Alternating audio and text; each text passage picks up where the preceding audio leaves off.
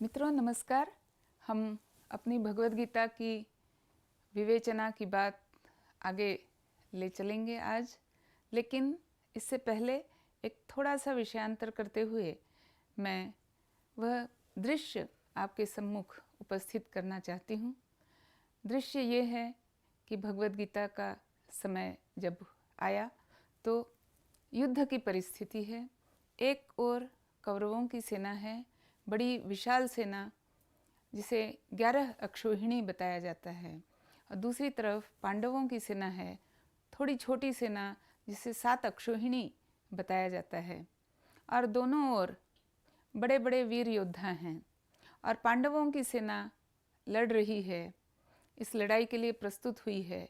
वह युधिष्ठिर के लिए यह लड़ाई लड़ी जा रही है।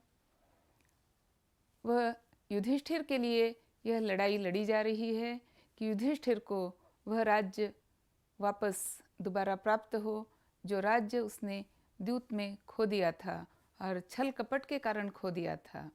लेकिन अब उसी छल कपट के अंतर्गत दुर्योधन उसे वापस नहीं दे रहा है, तो युधिष्ठिर और सारे पांडव और उनके सारे मित्र परिवार ये ठान लेते हैं कि अब ये लड़ाई लड़नी है। लेकिन मित्रों, इस पूरे प्रकरण में, इस पूरे प्रसंग में और पूरे महाभारत में युधिष्ठिर का जो चरित्र है, युधिष्ठिर का जो स्वभाव है, वह हमारे सामने किस प्रकार से उभरता है। तो हम आज थोड़ा सा विषयांतर करते हुए युधिष्ठिर को समझने का प्रयास करेंगे, थोड़ा सा उन कथाओं के माध्यम से जो कथाएं हमें उसी महाभारत में पढ़ने को मिलती हैं। तो मेरे 2-3 प्रिय प्रसंग हैं महाभारत में, जहाँ पर युधिष्ठिर का स्वभाव बड़ी स्पष्टता से हमारे सम्मुख आता है। ये तो हम सभी जानते हैं कि युधिष्ठिर 5 पांडवों में सबसे बड़ा भाई है, बल्कि 5 पांडव और 100 कौरव मिला करके जो 105 राजकुमार, कुरुवंश के राजकुमार जो हैं, उन सबों में वो सबसे बड़ा है। लेकिन उसकी विशेषता यहाँ समाप्त नहीं होती है। वह बड़ा होने के साथ साथ वह बड़ा धर्मज्ञ भी है, वह बड़ा नीतिवान भी है, वह बड़ा सोच विचार वाला और वह बड़ा ही न्यायपरायण व्यक्ति है। और उसकी जो न्याय बुद्धि है वही अंत तक युधिष्ठिर के चरित्र को एक बहुत उज्जवल चरित्र के रूप में हमारे सामने प्रस्तुत करती है। तो मित्रों, मैं ये छोटी सी कथा जो महाभारत से ही हमने पढ़ी है या सीखी है, लेकिन उस कथा का महत्व बहुत है। तो ये युधिष्ठिर के थोड़े से बालपन की कथा है, जब वह राजकुमार है और ये सारे राजकुमार, कुरुवंश के ये सारे राजकुमार अभी अपने गुरु कृपाचार्य से आरंभिक शिक्षा ग्रहण कर रहे हैं। अभी उनकी शस्त्रास्त्र की शिक्षा आरंभ नहीं हुई है, वो होने वाली है कुछ समय के पश्चात, लेकिन बाकी शिक्षा, संस्कारों की शिक्षा, व्यवहार की शिक्षा अभी वे ग्रहण कर रहे हैं। तो महाभारत में ये प्रसंग आता है कि गुरु कृपाचार्य सारे ही अपने राजकुमारों को शिक्षा देते हैं, एक गृहपाठ देते हैं कि बच्चों, ये शिक्षा मैं जो बता रहा हूँ इसे अपने मन में ग्रहण कर लो, इस पे मनन करो, इस पे चिंतन करो, और वापस जा कर के विश्राम जब करते रहोगे तब इस बात को अपने मन में गुनाने का प्रयास करना, और कल जब आना तो मुझे बताना कि क्या ये शिक्षा तुमने सीख ली। तो गुरु कृपाचार्य ये कहते हैं, 2 बातें कहते हैं। वो कहते हैं सत्यम वद, और आगे कहते हैं क्रोधम मा कुरु, सदा सच बोलो। और दूसरी शिक्षा है कि क्रोध मत करो, क्रोध को जीतो, गुस्सा ना हो।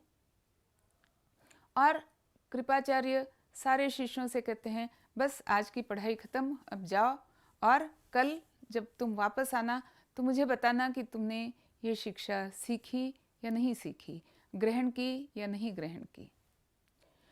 तो जब दूसरे दिन सारे राजकुमार वापस आते हैं तो गुरु कृपाचार्य सबसे पूछते हैं और हर राजकुमार यही उत्तर देता है कि हाँ गुरुवर्य, हमने आपकी शिक्षा को अच्छी तरह से सीख लिया, ग्रहण कर लिया, याद कर लिया।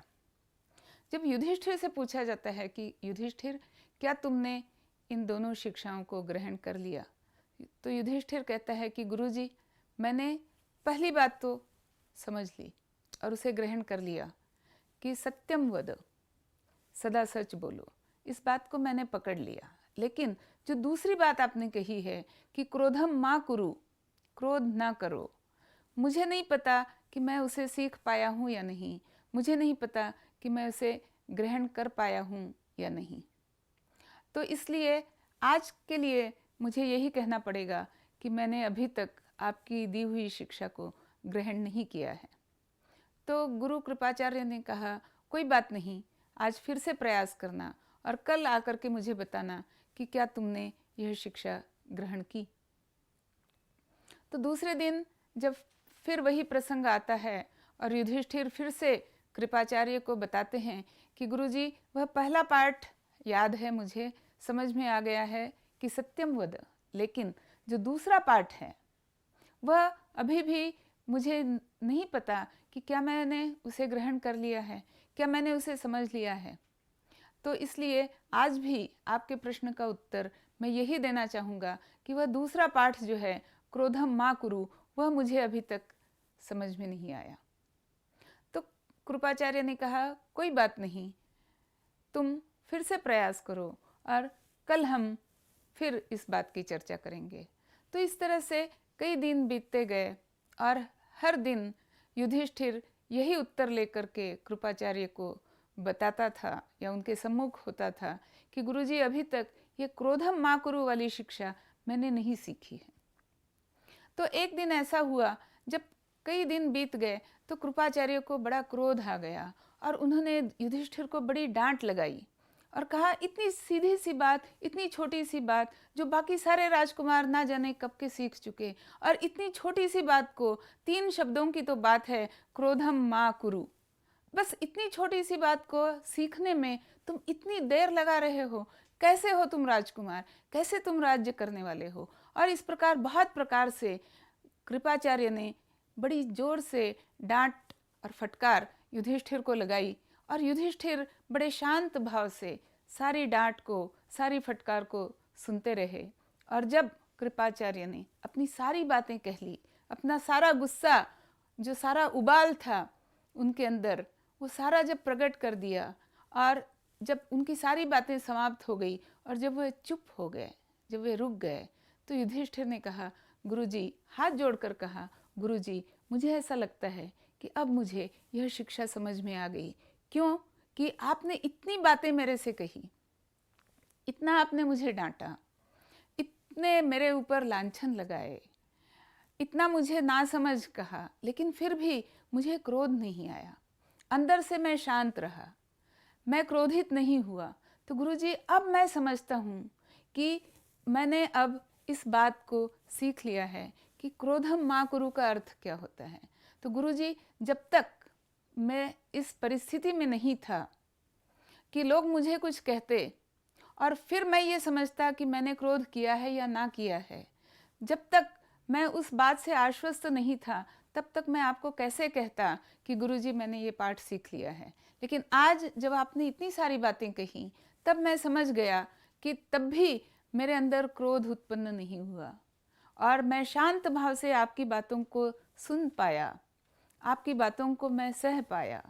तो अब मैं आश्वस्ति से ये कह सकता हूँ कि ये जो आपकी सीख थी, क्रोधम मा कुरु, ये मैंने सीख ली है। तो मित्रों, कितनी बहुत गंभीर बात है कि यह युधिष्ठिर है कि जो कहता है कि सत्यम वद उसने सीख लिया, पहले ही दिन सीख लिया, लेकिन क्रोधम मा कुरु, वो कहता है सीखने का मतलब क्या होता है, शिक्षा का मतलब क्या होता है।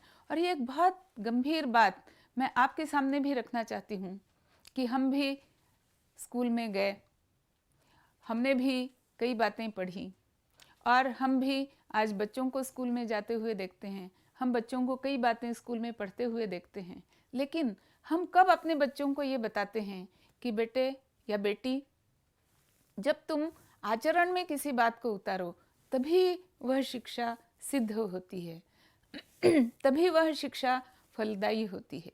ये बात हम अपने बच्चों से कहना भूल जाते हैं। तो आचरण बहुत महत्वपूर्ण है, ये बात हम इस छोटी सी कहानी से सीखते हैं। और इसीलिए मित्रों, आपको मैं स्मरण दिला दूं कि महाभारत के प्रसंग में आगे, बहुत आगे चल करके जब दूत का प्रसंग आता है, दुर्योधन छल कपट करके दूत में, जुए के खेल में जब युधिष्ठिर का सारा राज्य जीत लेता है और उसे हर तरीके से अपमानित करता है, उसके बंधुओं को अपमानित करता है, द्रौपदी को अपमानित करता है, लेकिन फिर भी युधिष्ठिर शांत और संयत रहकर, पूरा क्रोध पी करके शांत भाव से सारी बातों को सहन कर लेते हैं। तो ये जो सहन करने की क्षमता, ये जो क्रोध को ना करने की क्षमता उनके अंदर आई, वही बात है जो उन्हें बाकी समस्त कौरवों और पांडवों से अलग और ऊंचा करती है। तो इस आचरण को हम भी सीखें और हम भी ये प्रयास करें कि जब हम बच्चों को कुछ सिखाते हैं तो हम उन्हें ये सिखाएं कि आचरण से ही शिक्षा अपने हाथ में आती है, फलदायी होती है। तो मित्रों, इसी चर्चा को आपके साथ छोड़ करके मैं आज विराम लेती हूँ। नमस्कार।